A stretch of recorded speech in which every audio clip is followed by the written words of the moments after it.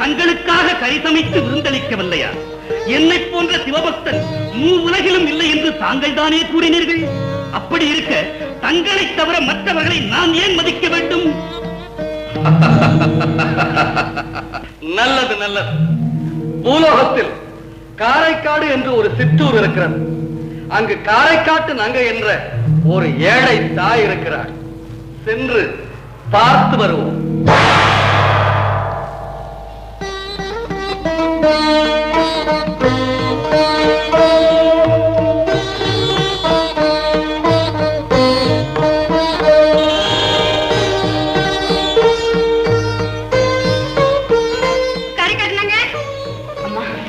நெல்லு குத்துனதுக்கு கூலி.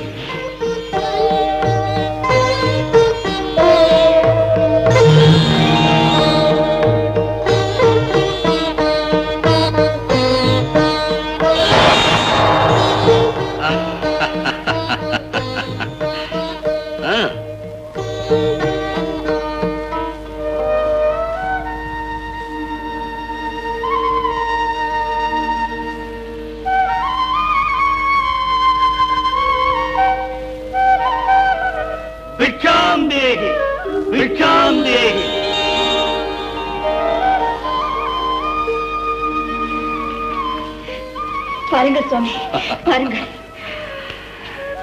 உனது மைந்தனா? ஆமாம் சுவாமி. நல்லது. தினமும் நீ சிவனடியார்களுக்கு அன்னம் படைப்பதாக யாம் கேள்விப்பட்டு வந்தோம். உண்மைதான் சுவாமி.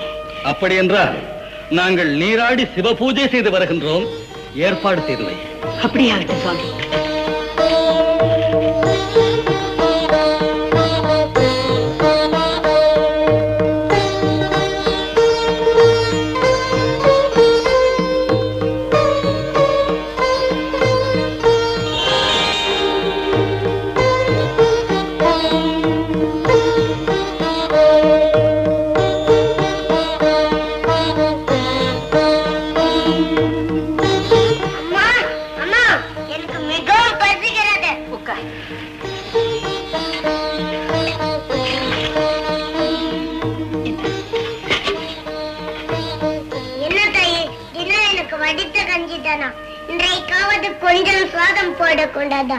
அடியார்களுக்கு போக மீதம் இருந்தால் உனக்கு தருகிறேன்.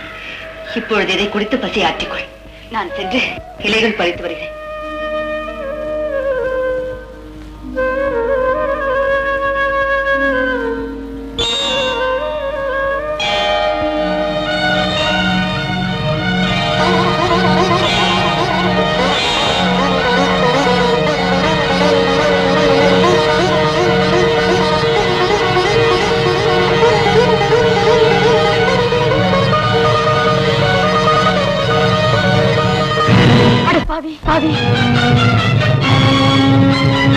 அடியார்களுக்காக வைத்திருந்த அன்னத்தை உண்டு அபச்சாரம் செய்து விட்டாயே. என் விரதத்தை கெடுக்கவா என் வயிற்றில் பிள்ளையாய் பிறந்தாய்? உன்னை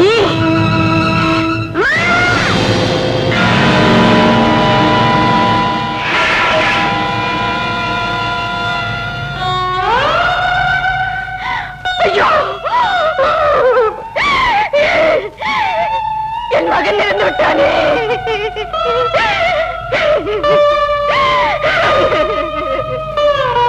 ஓம் நமச்சிவாய். ஈசனே, அடியார்களும் வந்து விட்டார்களே. இப்போது நான் என்ன செய்வது? ஓம் நமச்சிவாய். இதோ வந்துவிட்டேன். தாயே, பசி எங்களை வாட்டி வதைக்கிறது. இதோ வந்துவிட்டேன் சுவாமி. சற்று பொறுங்கள். விரைவில் வருகின்றாயா? இல்லை வேறொரு இல்லத்திற்கு சென்று எங்கள் பசியை ஆற்றிக் கொள்ளவா? தாமதத்திற்கு மன்னிக்க வேண்டும். வாருங்கள் சுவாமி, வாருங்கள். வாருங்கள் சுவாமி, வாருங்கள். அமருங்கள் சுவாமி, அமருங்கள்.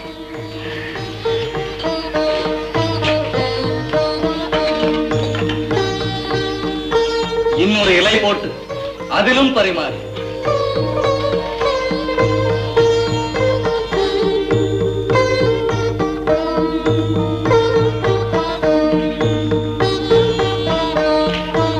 உன் மகனை அழைத்து அமரச் செய். சுவாமி, ஏன் தயக்கம்? இப்போதுதான் அவன் மாமன் வந்து அழைத்து சென்றான். பிள்ளை இல்லாத போது நாங்கள் உணவருந்த மாட்டோம். சென்று அவனை அழைத்து வா. மாமன் வீடு வெகு தூரத்தில் இருக்கிறது. அழைத்து வருவதென்றால் 3 நாட்களாகும். சுவாமி, 1000 தவறுகள் செய்திருந்தாலும் என்னை மன்னித்து என் விரதத்தை நிறைவேற்றி தாருங்கள். முடியாது. பிள்ளை வந்தால் ஒழிய இங்கே நாங்கள் உணவருந்த மாட்டோம். தொண்டரை புறப்படும். சுவாமி, நீங்கள் உணவருந்தாமல் போன இதனால் வரை நான் கடைபிடித்து வந்த விரதம் பயனில்லாமல் போய்விடும். உங்களை கெஞ்சி கேட்கிறேன், உணவருந்தி விட்டு போங்கள். நீ என்ன சொன்னாலும் சரி, உன் எண்ணம் ஈடேறாது. உங்களை போக விட மாட்டேன்.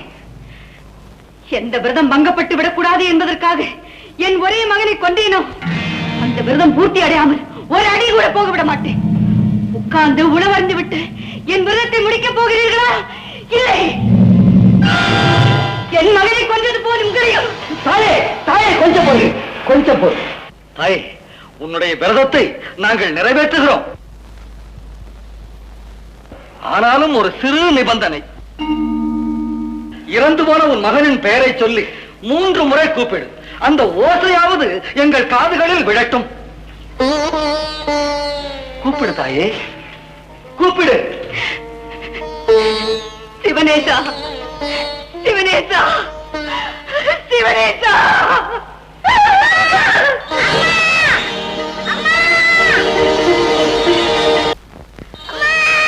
சிவனேசா, சிவனேசா, கண்ணே.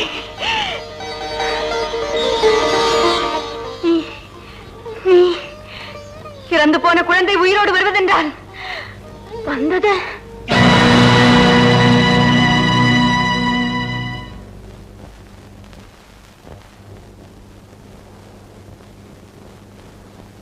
எம்பெருமானே.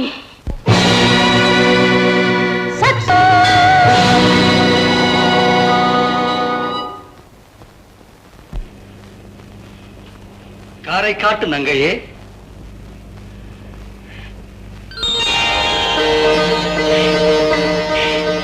சுவாமி, சுவாமி. காரைக்காட்டு நங்கையே, உனது பக்தியை மெச்சினோம். இப்பூ உலகில் நலமோடு வாழ்ந்து எம்மை வந்து அடைவாயாக.